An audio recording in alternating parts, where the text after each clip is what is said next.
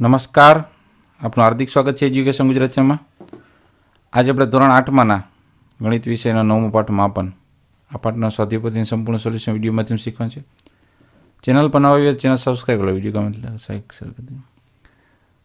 હવે પહેલો જ આપણે દાખલો છે, એક સમલંબ ચતુષ્કોણ આકાર ધરાવતી બારીનું ક્ષેત્રફળ 700 મીટર સ્ક્વેર છે. બે સમાંતર બાજુ વચ્ચેનું લંબ અંતર 35 મીટર છે.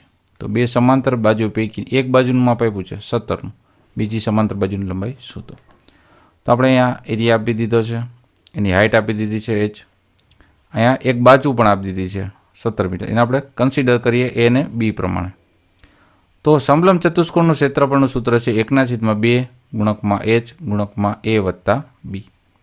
તો ક્ષેત્રફળ આપણે આપ્યું છે 700, એને બરાબરમાં 1/2 ગુણકમાં હાઇટ આપી છે 35, આ લંબ અંતર છે એને હાઇટ થઈ ગઈ 35, બરાબર. એક બાજુનું માપ આપી દીધું 17 મીટર, આપણે નાની સાઇઝ છે એ કન્સિડર કરી છે 17 મીટર પ્લસ બી. હવે આ બે છે અહીંયા તમે જો ભાંગાકારમાં બરાબર ગુણાકારમાં આવી ગયા. આ 35 હતા ગુણાકારમાં, એ આવી ગયા ભાંગાકારમાં. હવે 700ના ભાગ લાવવા એટલે 35 ગુણ્યા 20 કરીએ એટલે 700 થાય. શું કામ? 35 2 70, પાછા લગાડ્યું મીંડું. તો 35 રદ થઈ ગયા. તો વધ્યા કેટલા? 20 ગુણ્યા 2 એટલે 40 થયા. 17 પ્લસ હતા બરાબર આ બાજુ એટલે આવશે એટલે માઇનસ થઈ જશે. 40માંથી 17 બાદ કરીએ એટલે 23 મીટરની જે બાજુની લંબાઈ છે બીજું એ મળશે આપણે અહીંયા 23 મીટર. બીજો દાખલો, એક સમલંબ ચતુષ્કોણનું ક્ષેત્રફળ છે 300 સેમી સ્ક્વેર, તેના એક વિકર્ણની લંબાઈ 50 સેમી છે. તો બીજા વિકર્ણની લંબાઈ શોધવાની છે. એક વિકર્ણ છે 50 સેમી, આ રીતે સમલંબ ચતુષ્કોણ છે, બરાબર. આ વિકર્ણ છે, આ એક વિકર્ણનું માપ આપ્યું છે 50 સેમી, બીજો વિકર્ણનો ખ્યાલ નથી. તો આપણે સમબાજુ ચતુષ્કોણનું ક્ષેત્રફળ સૂત્ર 1/2 ગુણકમાં d1 ગુણ્યા d2. સમબાજુ ચતુષ્કોણનું ક્ષેત્રફળ આપી દીધું 300, તેને બરાબરમાં 1/2 ગુણકમાં એક વિકર્ણ આપ્યો છે 50, d2 આપણે ગોતવાનો છે. બે છે ભાંગાકારમાં બરાબર આ બાજુ ગુણાકારમાં, અને 50 છે ગુણાકારમાં, એ આવશે બરાબર આ બાજુ ભાંગાકારમાં. અહીંયા એક મીંડું રદ થઈ ગયું, 6 5 ને 30, 5 5 રદ થઈ ગયા, બરાબર. 6 ગુણ્યા 2 6 2 12, એટલે બીજો વિકર્ણ થશે 12 સેમીનો. ત્રીજો દાખલો, જમીન પર પાથરવામાં આવતા કાપડમાં એક સમલંબ ચતુષ્કોણ આકારનું છિદ્ર પાડેલ ગયેલ છે. તેની બે સમાંતર બાજુની લંબાઈ અને સમાંતર બાજુની લંબ અંતર અનુક્રમે આ પ્રમાણે છે 5 મીટર 3 મીટર 2 મીટર. થીગડું લગાવવા માટે વપરાતો કાપડનો ભાવ છે 70 રૂપિયા પ્રતિ મીટર સ્ક્વેરનો. તો છિદ્ર પડી ગયેલ છે એટલા માટે કેટલો ખર્ચો થીગડું મારવાનો થશે એ કેમ છે. તો સમલંબ ચતુષ્કોણ ક્ષેત્ર 1/2 ગુણકમાં હાઇટ ગુણ્યા a વત્તા b, બે બાજુ. તો હાઇટ આપી દીધી છે 2, બાજુ આપી દીધી છે 5 અને 1 3. હવે બે રદ થઈ ગયા, 5 વત્તા 3 એટલે 8 મીટરનો આપણે કાપડ લેવાનો છે. 1 મીટરનો ભાવ છે થીગડા મારવાનો ભાવ છે ખર્ચો 70 રૂપિયા. તો 8 મીટર સ્ક્વેર થીગડા મારવાનો ખર્ચો કેટલો થાય? 8 7 ને 56, પાછા લગાડ્યું મીંડું, એટલે 560 રૂપિયાનો ખર્ચો થશે. ચોથો પ્રશ્ન, દિશાસૂચક બોર્ડનો આકાર સમબાજુ ચતુષ્કોણ પ્રકારનો છે. રસ્તામાં વપરાતા દિશાસૂચક બોર્ડમાં એના વિકર્ણોની લંબાઈ છે અનુક્રમે 30 સેમી, એક અને બીજું છે 45 સેમી. એને રંગવાનો ખર્ચો 4 રૂપિયા પ્રતિ સેમી સ્ક્વેરનો છે. તેનો કુલ ખર્ચ કહેવાનો છે. વિકર્ણ આપી દીધું છે d1 d2 30 અને 45.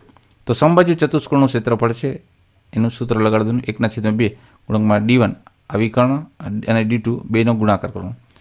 તો અહીંયા 1/2 ગુણકમાં આ 30 અને 45 ગુણકમાં મૂકી દીધા, બરાબર. અને 15 2 30 છે તો 2 રદ થઈ ગયા. 45 ગુણ્યા 15 કેટલા? 675 સેમી સ્ક્વેરમાં આપ્યું. હવે 1 સેમી સ્ક્વેર રંગવાનો કામનો ખર્ચો છે 4 રૂપિયા, પણ આપણે રંગવાનું કેટલું છે 675 સેમી સ્ક્વેર. તો 675 ગુણ્યા 4 કર્યા એટલે જવાબ મળશે આપણે 2700 રૂપિયા ખર્ચ થાય. નેક્સ્ટ 5મો દાખલો, નીચે દર્શાવેલ નિયમિત અષ્ટકોણનું ક્ષેત્રફળ કરવાનું છે. અષ્ટકોણ છે 8 બાજુવાળો. તમે એક લંબચોરસ થશે જો આ, અને આ રેડી આ રીતના આ ત્રિકોણ થશે. હવે આપણે લંબચોરસનું ક્ષેત્રફળ છે લંબાઈ ગુણ્યા પહોળાઈ. તો આ 7નું છે, બરાબર. તેની પહોળાઈ કેટલી થશે તમે જુઓ. તો આ બાજુનું માપ છે 6 સેમી છે, તો આ 6 સેમીનું થાય. 17 6 ને 102, આ લંબચોરસ 102નું થઈ ગયું. હવે આ બે સમલંબ ચતુષ્કોણ થઈ ગયા છે, એક આવડું આખું અને એક બીજું. ઓકે, તો બે સમલંબ ચતુષ્કોણ ક્ષેત્રફળ ગોતવું હોય તો 2 ગુણકમાં 1/2 ગુણકમાં h ગુણકમાં a વત્તા b. હવે 2 હતા એટલે 2 હતા, 1 ને 2 એટલે 2 અને 1/2 આ 2 રદ થઈ ગયા. હાઇટ આપી દીધી 3, હાઇટ છે કેટલી 3ની, અને માપ સાઈઝ છે 17 ને 6નું, એનો આ 17નું થાય ને આ 6નું થાય. તો 17 વત્તા 6 એટલે 23, 23 ગુણ્યા 3 કર્યા એટલે 69 આવી ગયા. હવે અષ્ટકોણ કરવું હતું આપણે, લંબચોરસ ક્ષેત્રફળ અને બે સમલંબ ચતુષ્કોણ ક્ષેત્રફળ 102 વત્તા 69નો સરવાળો કર્યો એટલે 171 સેમી સ્ક્વેર આખું અષ્ટકોણનું માપ આવશે. એ જ રીતના એક થોડોક મોટો દાખલો છે. આમાં આપણે કુલ 4 ત્રિકોણ છે અને 2 સમલંબ ચતુષ્કોણ. આ રીતના બધાનો માપ સાઈઝ કરીને આખો દાખલો ગણેલ છે, તમે નોટ ડાઉન કરી લેજો. ત્યારબાદ આપણે એકથી ને જે અગત્યના 9 સૂત્ર છે અહીં આપણે દર્શાવેલ છે, બરાબર. 1 2 3 4 5 6 7 અને 8 એક છે, અને એક વધારામાં મેં લખાયું હતું 9, બરાબર. આ સૂત્રોના આધારે આપણે પાઠ પૂરો કરી શકીએ. 9મો દાખલો શું કહે છે તો કે ચેતનભાઈના બેડરૂમનું અંદરનું માપ 16 મીટર ગુણકમાં 10 મીટર ગુણકમાં 6 મીટર છે. બેડરૂમને જે રંગવાનો ખર્ચો છે એ 6 રૂપિયા પ્રતિ ચોરસ મીટરનો છે. તો બેડરૂમને 4 દિવાલ રંગવાનો ખર્ચો કેટલો થશે અને બેડરૂમની છત રંગવાનો ખર્ચો કેટલો થશે? હવે એક જ મિનિટ, સોરી. ધારો કે બેડરૂમની લંબાઈ છે L 16 મીટર, પહોળાઈ છે 10 મીટર, ઊંચાઈ છે 6 મીટર. તો બેડરૂમની 4 દિવાલનું ક્ષેત્રફળ પહેલાં કાઢવું જોઈએ. તો ભોયતળિયાની પરિમિતિ અને બેડરૂમની ઊંચાઈ જોશે. તો 2 કૌંસમાં લંબાઈ વત્તા પહોળાઈ ગુણકમાં હાઇટ એની. તો 2 ગુણકમાં લંબાઈ છે 16, એની પહોળાઈ છે 10 અને એની હાઇટ છે 6. 10માં 6 ઉમેરી એટલે 10માં 16 ઉમેરી એટલે 26 થયા. 26ને આપણે ગુણાકાર કરી નાખ્યો કેની સાથે? આ ગુણાકાર છે અહીં, બરાબર. અહીંયા ગુણાકાર છે આ સરવાળામાંથી. 6 2 12 એટલે 312 થયા મીટર સ્ક્વેર. હવે રંગકામ કરવાનો ખર્ચો હતો એ પ્રમાણે 1 મીટરનો ખર્ચો છે 6 રૂપિયાનો મીટર સ્ક્વેર રંગવાનો. તો 312નો 6 ગુણ્યા એટલે 1872 રૂપિયા આપણે 4 દિવાલ થશે. હવે છતનું કાઢીએ તો છતનું ક્ષેત્રફળ એટલે લંબાઈ ગુણ્યા પહોળાઈ. લંબાઈ છે છતની 16 અને પહોળાઈ 10 એટલે 160 મીટર એ છે. 160ને 6 વડે ગુણ્યા 960નો એક છતનો ખર્ચો થયો. તો 1872 અને 960નો સરવાળો કર્યો 2832 રૂપિયા કુલ ખર્ચો થશે. 10મો દાખલો છે. પિન્ટુ એક 7 મીટર ગુણકમાં 3 મીટર ગુણકમાં 1.5 મીટર માપની પેટીના તળિયાના સિવાયના રંગ કરે છે. તો પૃષ્ઠફળનો રંગ કેટલો થશે? તો એક લંબઘન પેટીનું 500 પૃષ્ઠફળનું ક્ષેત્રફળ, ઉપરને લંબચોરસ સપાટીનું ક્ષેત્રફળ બેનો સરવાળો કર્યો એટલે આપણે ટોટલ મળશે 51 મીટર સ્ક્વેર. 11મો દાખલો. 7 સેમી ત્રિજ્યા અને 28 સેમી ઊંચાઈ ધરાવતા એક બાજુનું ખુલ્લી નળાકાર ટાંકીનું ક્ષેત્રફળ. આર કેટલો છે? 7 સેમી. હાઇટ કેટલી? 28. તો ખુલ્લી નળાકાર ટાંકીનું કુલ પૃષ્ઠફળ પર નળાકારની વક્ર સપાટીનું ક્ષેત્રફળ આખું થશે આ રીતના, બરાબર. અને આ વર્તુળનું ક્ષેત્રફળ એ રીતના એટલે 2πRh પ્લસ πRનો સ્ક્વેર.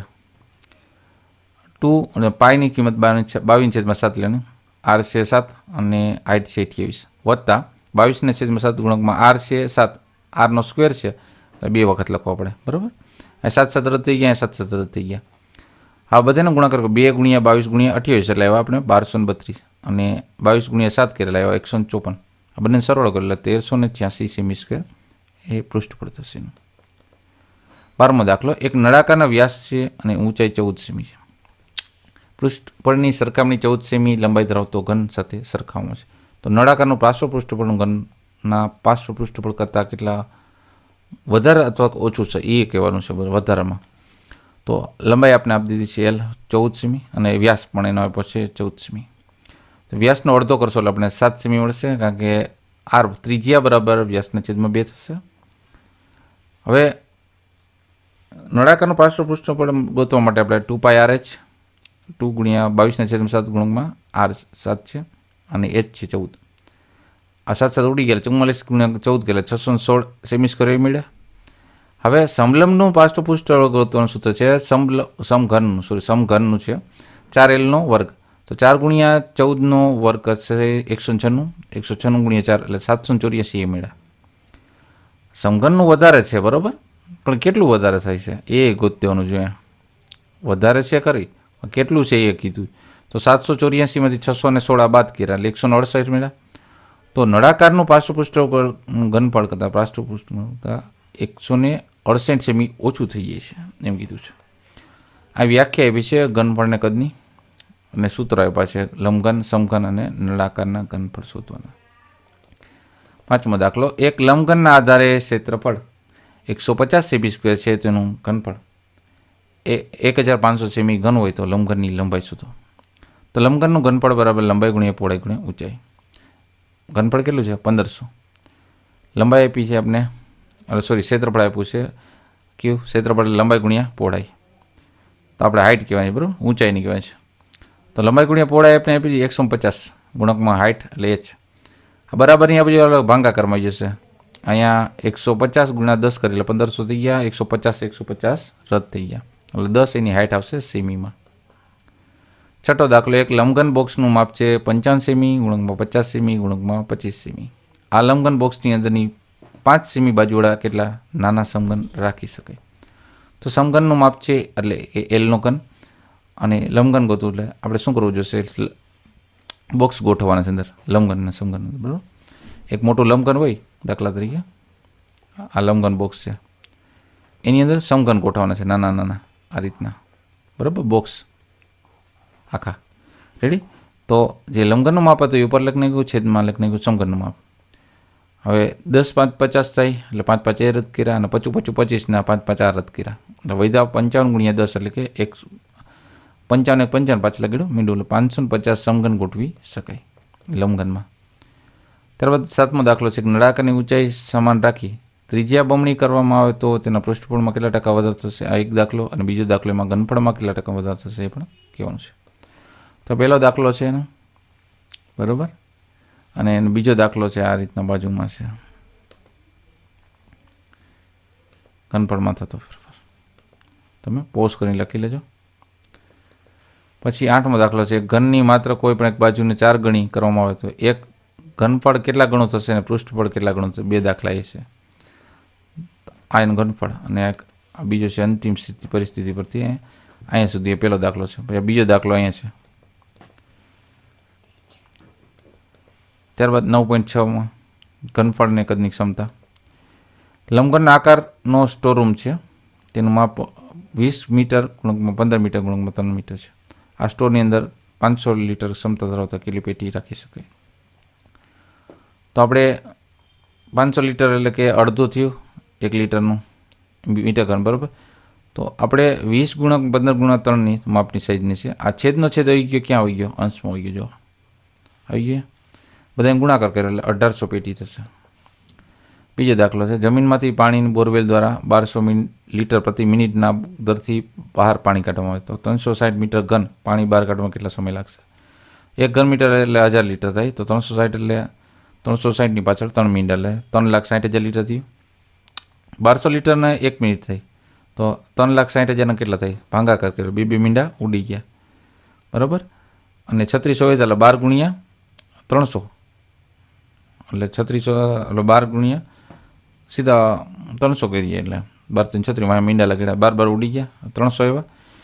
600 મિનિટ છે 1 કલાક. મિનિટ, આ મિનિટ છે, મીટર નથી, ખોટું લખ્યું, મિનિટ 1 કલાક. તો 300 મિનિટની કેટલી થાય? 300 મિનિટને ભાંગા 60 કે એટલે 5 કલાક આવશે, બરાબર. પછી આ બધા હેતુલક્ષી પ્રશ્નો છે, તમે પોઝ કરીને લખતા રહેજો.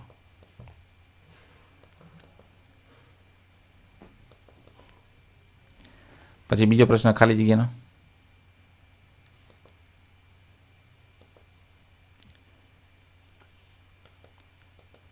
ત્રીજો પ્રશ્ન છે ખરા ખોટાનો.